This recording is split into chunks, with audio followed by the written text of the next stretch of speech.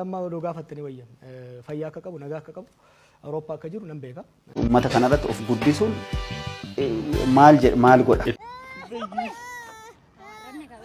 Waggaa furii bari nama jaallatti qabda itti maafin jaalladhu waggaa furiif nama tokko jaalladha yuunivarsiitii. Waggaa birrii 250 moobaayilii fi waan qabu guutuu erga fudhatanii booda konkolaataa fidanii bakka kana hoteela naannoo በጉራጌ ዞን ቆሴ ወረዳና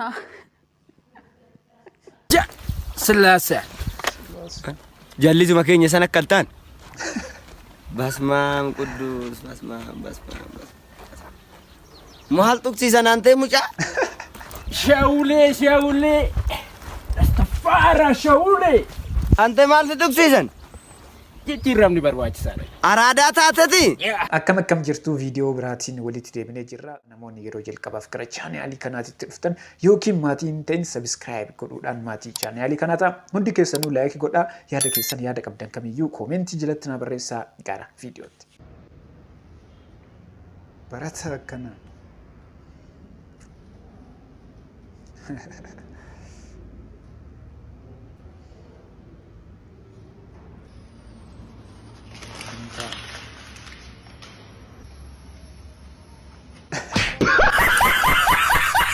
Baile, Barnon Sif Mali. Learning is a very dangerous, seems like to electricity structure of matter. Akka ibsatti barumsi baay'isee barbaachisaadha. Learning is not important in Africa, in the world. Barumsi Africa qofaatti limiti. Hanga biyya addunyaatti waan barbaachisudha. Barnoonni akka addunyaatti barbaachisaadha bu'uura waan hundaati. Biyya keenya keessattis barnoonni qulqullina qabu jiraachuu qaba. yeroo qabattee jirta? yeroo Ogeerra jira. Ifamaa an hojjetu. Kamino? Akkana fuudhi callisi. Maaliin? Dara tokko. Jaalala itti maraat. Amma sitti. Suma amma. Anuma.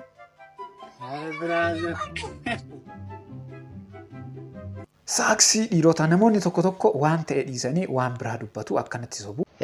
Shoo godhuun shoo of argisiisuu of guddisuun nama kanarratti uummata kanarratti of guddisuun maal godha? Itoophiyaatti konkolaataa maalii oofa Qananiisaan biyya alaatti amma atileet warri jedhaman warri kubbaa taphatan kunis akka atileetitti waamamu konkolaataa baay'ee super car jedhaman warra akka Lamborghini ta'uu danda'a Bugatti warra baay'ee super car jedhaman kana oofu.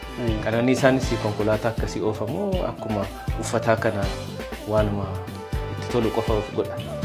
Dhugaa dubbachuudhaaf biyya keenya keessatti konkolaataan akkasitti akka konkolaataa gafiisaa ol ka'aa oofuudhaaf hamileenis namaaf hin dhufu. Hagam akka inni uummata kabaju ilaalame. Maaliif bakka kanatti mana baatee mana keetii baatee bakka hojii tokko bakka tokko geessee deebi'uudhaaf kadhataa meeqa argita karaa irratti si cinaa irratti namni mana dhabee ciisuu hin jira karaa cinaa kan si kadhatu jira waan nyaatu dhabee ati amma kanarratti konkolaataa adda addaa nan qaba jettee too shoo godhuun shoo of argisiisuu of guddisuun nama kanarratti uummata kanarratti of guddisuun maal godha? Maal jedhanii biyya hiyyeessi baay'een keessa jiru keessatti abbaan qabeenyaas hiyyeessi. Atileet Qananiisaan nama cimaa akkanaati nama uummata isaa kabajuu nama uummata isaatiif dhiphatu namoonni tokko qabeenya haga isaa kana yookiin beekamtii hagana osoo qabaatanii maaltu akka uumamu tilmaamuun hin danda'ama inni garuu nama akkanaati. Buusaa Gonofaa yoo jedhan dhageessee beektaa? Buufaa Gonusaa kan jedhamu hangarraa dhaga'een jiru. Buusaa Gonusaa kan jedhamu hangarraa dhaga'een beeku. Araan beeku. Akkaan dhageenye? Hirphaa'oo? Hin beeku. Gonofaa yoo jedhan illee moo? Ay waan ta'e beeku garuu nan nagaa. Namoonni kunniin biyyuma kana keessa jiraataara immoo biyya biraatii dhufaniiran naaf hin galle. Akka ajaa'ibaa beekamu. Buusaa Gonofaa jechuun nama gargaarsan nama beekamudha. Wajjira isaaniillee gara Finfinnee kana guyyaa ta'e deemee ture. Asirraan illee asillee naannoo kanallee dhufanii gargaarsa adda addaa nama beekamu. Maqaa dhaabbataati. Buusaa Gonofaa jechuun nama liqii birrii warra arqeeffatan natti fakkaata. beekumsa waliigala waan hundaayyuu beekuu nu barbaachisaa garuu dirqamaa miti namni kamiyyuu waan hundaayyuu osoo beekee namatti tola gaafii salphaa akkanaa kana namoonni hedduu deebisuu dadhabanii jiru dogoggoranii jiru sirrii miti waan salphaa waan hedduu hundattuu dhageenyu kana beekuu nu barbaachisaa.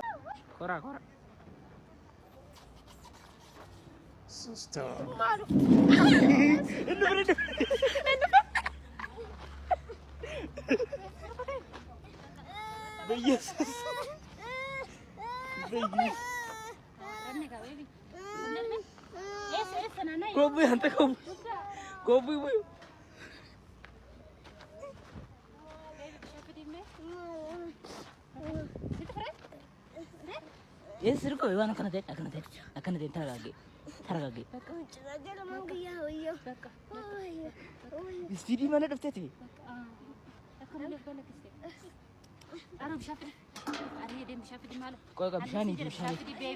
Ijoollee qabattanii iddoo bashannanaa yeroo deemtanii kunuunsa barbaachisuuf godhuu fi qabduu keessattuu ijoollee dubartootaatiif wanti akkanaa kun miidhaa guddaa irraan geessisuu danda'a waan ta'eef kunuunsa barbaachisuuf kunuunsa ijoolleef godhamuu qabu godhuu qabduu iddoo bashannanaa yeroo qabattanii deemtan. Waggaa afurii bara nama jaallatte qabdaa itti maafiin jaalladhu waggaa afuriif nama tokko jaalladhe yuunivarsiitii. Waggaa jalqabaa akkuma dhanneen kompiitar saayinsii kilaasii tokko gallee achi booddee mucaa tokko jirti maqaa ishee dhabuun barbaadu hin bareedi isheen mucaa magaalaatti immoo natti tolte jechuudha gaa isheen umurii masanaan yeroos achi booddee ishee manuma jaalladhe yeroo sanaaf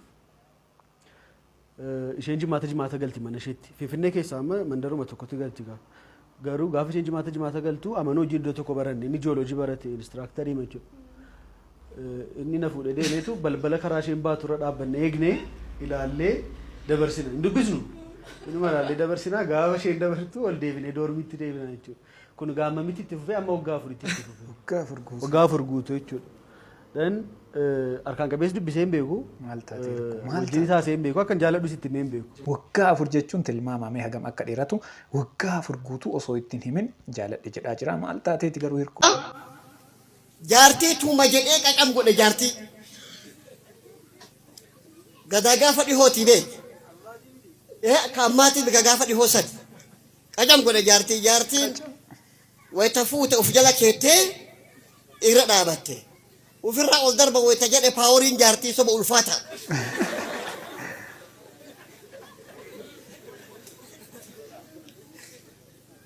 na dhageettaani ufirraa kaasuu dadhabee mala dhiiraa itti baafate waan jedhe bada haadha moominaa anta umaarsi qabe malee lolaafsi hin qabne nama waggaa waliin deebi'ee taphatu rabbina haa godhu nurraa. Waan humna keenyaan hin dandeenye malaa mo'achuu nu barbaachisa. Viidiyoon itti aanu viidiyoo namoota hedduuf barnoota guddaa ta'uu danda'u. Magaalaa Finfinnee keessatti wanti akkanaa kun namoota hedduu irratti ta'a haa ilaalu. Of eeggannoo guddaa jiraattota naannawaa Finfinnee keessatti kan konkolaataan kun booleetti nama keenya adda baafatanii beeku. Kottu geggeessine jechuudhaan erga fe'atanii booddee jira nama sadii afuraffaa nama keenya sana fe'atanii waan ta'e itti tuuxanii macheessanii of wallaalee jennaan birrii 250 moobaayilii fi waa inni qabu guutuu erga irraa fudhatanii booda konkolaataa fidanii bakka kana hoteela naannoo masqal filaawwan argamutti barrii irra dhaabanii biraa deeman namichi yeroo obbaru naanni keessaa bu'u qulfiidhaan fageenya dhaabatanii loog godhanii cufan yeroo inni banachuu cufaadhaa achi dhaabatee iyyee jennaan qaqqabnee poolisoota waamnee konkolaataan kun guyyaa lama eegamee addaa gara poolis taataa geeffamee jira of eeggadhaa. Akkanatti saamanii namoota hedduu akkanatti qarshii irraa fudhatanii gadhiisan waan ta'eef namoonni gara magaalaa Finfinneetti deemtan of eeggannoo guddaa godhuu qabdu. ሰላም እንዴት ናችሁ? እቺ ልጅ ሌባ ናት እንድትጠነቀቁ ያክል ነው ቪዲዮውን ያመጣሁላችሁ። በጣም ከባድ ሌቦች ናቸው። ተደራጅተው ምናምን ነው የሚሰርቁ ሶስት ሴቶች ናቸው። ይሄው ሶስቱ መጥተዋል። እነዚህ ናቸው እና ሌቦች ናቸው። ፕሊዝ ተጠንቀቁ። አጋጣሚ ካሜራ ስለነበር ነው ቪዲዮውን ያገኘ ነው እና ቀጥታ ወደ ሱቄ ነው የገቡ። ሱቄ ገብቶ ሹፌር ጠየቁኝ። በብዛት ለፕሮግራም እንደሚፈልጉ ምናምን ጠይቁኝ። ረጅም ሰዓት ነው እዛ ሱቄ ውስጥ ቁጭ ያሉ እየመረጡ ምናምን ከዛ 10 ነው ሲወጡ ሲገቡ እቺ ልጅ ስልክ ላወራ ምናምን ብላ ትወጣለች። ዋናዋ ሌባ ናት እቺ። ብር ቆይ ያመጣን ነው ቀብድ ሰተንሽ ልንሄድ ምናምን እያሉ ከዛ የሆነ ሰዓት አይ ዶንት ኖ ምን እንዳስነኩኝ ደንዝዣለሁ። ከዛ ብር ትራንስፈር እንዳረግ ጠየቁኝ። አካውንት ሰጡኝ። ብርሃነ በርሀ ወለ ማርያም የሚል አካውንት ይሄው እዚህ ጋር አስቀምጫለሁ። አካውንት ወደዚህ አካውንት ነው 124 ሺህ ምናምን ብር አስገባው ማለት ነው። ከዛ ብር ካስገባውላቸው በኋላ ሹልክ ብለው ነው የወጡ።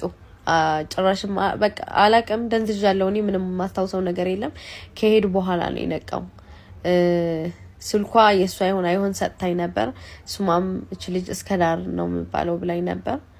የሷ ስም ይሁን አይሁን አላቀም፣ ግን እስከዳር ይባላል ብላኛለች። ከዛ በኋላ በቃ ኦሬዲ ከሄዱ በኋላ ምንም ማድረግ አልቻልኩም። ኤኒዌይስ እንድትጠነቀቁ ያክል ነው። እኔ በዚህ ልክ ሌባ አለ ብዬ አስቤ አላቀም። ፕሊዝ ተጠንቀቁ። በጣም ከባድ ሌቦች እየበዙ ነው። እነዚህ ልጆች ያገኘልኝ ሰው ደግሞ ውለታ ከፋይ ነኝ ከተገኙ። Anyway, namoonni daldaltan namoonni suuqii keessatti hojjetan of eeggannoo guddaa godhuu qabdu. Akkanatti karaa akkanaa kanaan nama saamaaran nama hataaran waan ta'eef of eeggannoo guddaa godhaa. Viidiyoon kun namoota hedduuf barnoota guddaa ta'a waan ta'eef namoota hedduu bira akka ga'u taasisa.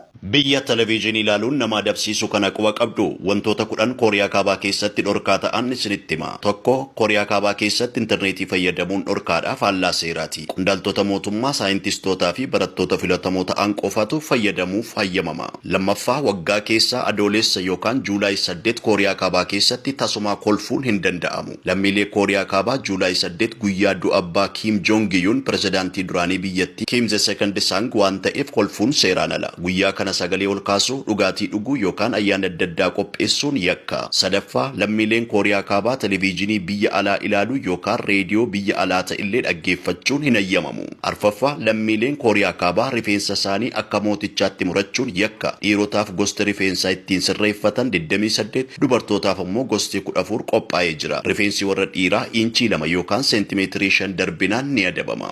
Wantoota kanneen hojjechuun hin danda'amu. Seeraan nama gaafachiisa haa xumurrume.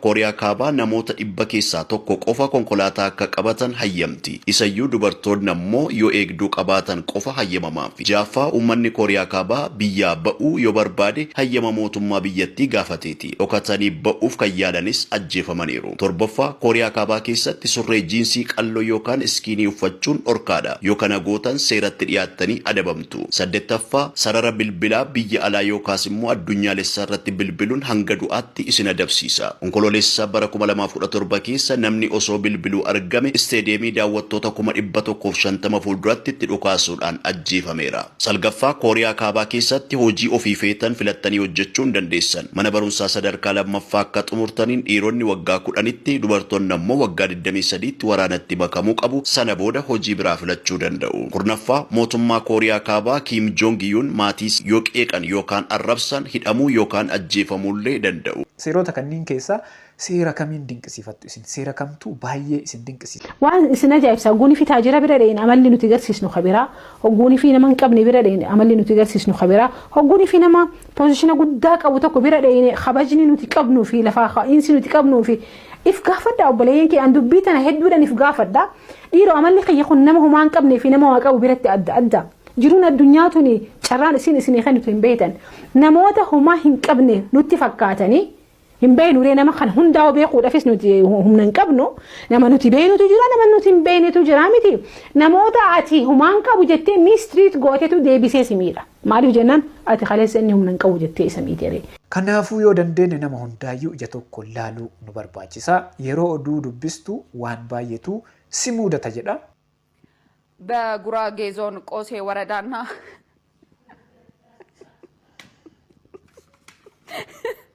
አይካት ቆሴ ባዲያ ዞን መካከል የሚዋሰነው ድንበር ደግሞ ያላየው ዜና እንዳታስቀኝ ብሬ በእናት ልጨርስ ቶሎ ለኢሳት ቅሬታቸውን ያቀረቡት አሁንም ቆሴ ስለተደገመ ነው።